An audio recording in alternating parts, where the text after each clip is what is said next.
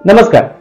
आपण मनुष्य आपल्या आयुष्यामध्ये जगत असताना या जगण्याच्या प्रवासामध्ये विविध समस्यांना, विविध अडचणींना नेहमीच तोंड देत असतो. परंतु या अडचणींना आणि या समस्यांवरती तोडगा काढणं ही काळाची गरज असते. मी हे यासाठी सांगतोय कारण की अशीच एक समस्या पुढील काळामध्ये आपल्या संपूर्ण जगाला भेडसावणारी आहे आणि ती समस्या म्हणजे रक्ताची कमतरता. हे सांगण्यामागचा उद्देश असा की संपूर्ण जगामध्ये एका वर्षभरात 10 करोड लोक रक्तदान करतात. आता ही रक्तदान करणारी मंडळ ही संपूर्ण जगामध्ये विकसित देशातली आहेत, म्हणजेच विकसनशील देशातली लोक रक्तदानामध्ये कुठेतरी कमी पडत आहेत.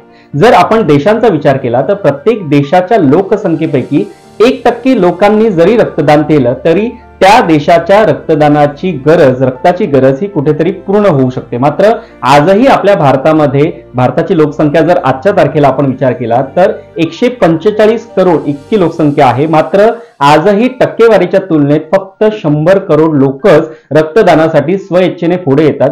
मात्र त्यामुळे 45 करोड लोक कुठेतरी रक्तापासून वंचित राहत आहे. ही खरं तर मोठी संख्या आहे. त्यामुळे स्वइच्छेने रक्तदान करणं ही काळाची गरज बनलेली आहे. आपल्या भारत देशाचा विचार करता आपल्या भारत देशामध्ये 1 लाखाहून अधिक लोक ही थॅलेसेमिया सारख्या आजाराने पीडित आहेत, ज्यामध्ये 10,000हून अधिक मुलं ही जन्मतःच या आजाराने पीडित असतात. या आजारामुळे प्रत्येक 3 ते 4 आठवड्यानंतर या पीडितांना, या रुग्णांना आपलं रक्त बदलावं लागतं. त्यामुळे मला असं वाटतं की रक्ताची कमतरता याही ठिकाणी भासते. मात्र आपल्या देशाच्या लोकसंख्येचा विचार करता 1000 लोकसंख्येच्या तुलनेत फक्त 8 लोक स्वइच्छेने रक्तदान करतात. त्याची कमतरता ही समस्या किती गंभीर आहे ही या प्रमाणावरून आपल्याला दिसते. आजही आपल्या भारत देशामध्ये 48हून अधिक जिल्हे रक्त संक्रमणापासून वंचित आहेत.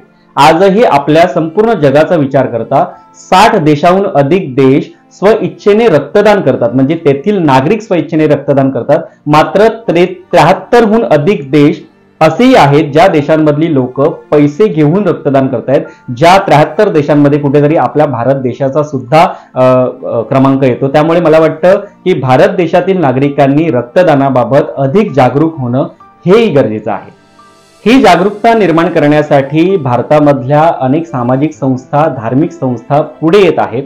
अशीच एक संस्था ज्यांचा मी उल्लेख करेन या ठिकाणी ती म्हणजे महाराष्ट्रातील जगद्गुरू रामानंदाचार्य नरेंद्राचार्यजी महाराज यांची संस्था, जी गेली अनेक वर्ष या सर्वच उपक्रमांमध्ये पुढे आहे. त्यांचे काही उल्लेखनीय उपक्रम या ठिकाणी मी आपणास सांगू इच्छितो. खरं तर आपल्या देशामध्ये देहदान करणं याबाबत सुद्धा जनजागृती होणं गरजेचं आहे. मात्र या संस्थेने 77हून अधिक देहदान त्यांच्या या संस्थानामार्फत केलेले आहेत. त्याचप्रमाणे रुग्णवाहिका सेवा, जवळपास 52हून अधिक रुग्णवाहिका राष्ट्रीय महामार्गांवर त्यांचं जाळं पसरवत आहेत आणि 24 तास सतत विनामूल्य रुग्णांसाठीच्या सेवेमध्ये त्या उपलब्ध आहेत. त्याचप्रमाणे नर्सरी ते 12वी ही इंग्रजी माध्यमाची शाळा सुद्धा या संस्थानामार्फत चालवली जाते, जी संपूर्णपणे विनामूल्य आहे. त्याचप्रमाणे आपल्या भारतीय संस्कृतीमध्ये वेद पाठशाळेचं महत्त्व जाणून घेता वेद पाठशाळा सुद्धा या संस्थानामार्फत राबवली जाते. त्याचप्रमाणे कृषी उपक्रम असतील, अंधश्रद्धा निर्मूलन असेल, हुंडा निर्मूलन असेल, असे विविध उपक्रम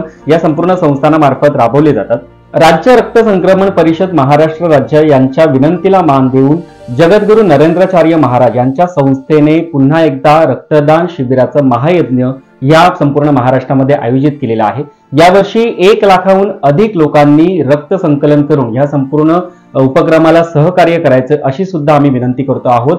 पुढील काळामध्ये 4 जानेवारी 2025 ते 19 जानेवारी 2025 या कालावधीमध्ये संपूर्ण महाराष्ट्रामध्ये हे रक्तदान शिबिराचं महायज्ञ आयोजित केलेलं आहे. त्यामुळे सर्वच नागरिकांना, सर्वसामान्य महाराष्ट्रातल्या जनतेला आवाहन करतो की आपण सुद्धा या रक्तदान शिबिरामध्ये सहभाग घ्यायचा आहे आणि या संपूर्ण महायज्ञाला आपलंही सहकार्य द्यायचं आहे. मीरा भाईंदर शहरामध्ये सुद्धा रक्तदानाचं शिबिर आयोजित करण्यात येणार आहे. स्क्रीनवर पाहत असलेल्या या 4 ठिकाणी आपण रक्तदानासाठी स्वतः जाऊ शकता आणि या संपूर्ण महायज्ञाला आपलं सहकार्य करू शकता. शेवटी जाता जाता इतकंच सांगेन की रक्तदान हे महादान आहे आणि रक्तदान करत असताना ही संपूर्ण प्रक्रिया अतिशय सुरक्षित आणि सगळ्यात महत्त्वाचं म्हणजे आपल्या मनुष्य जीवनाला एक वेगळा अर्थ प्राप्त करून देणारे आहे. त्यामुळे मला असं वाटतं की प्रत्येकाने रक्तदान करावं आणि प्रत्येकाने जगा आणि जगू द्या या एका उद्देशाला, या एका उक्तीला पुरेसं असं कार्य करावं एवढीच आपल्याला विनंती करतो. धन्यवाद.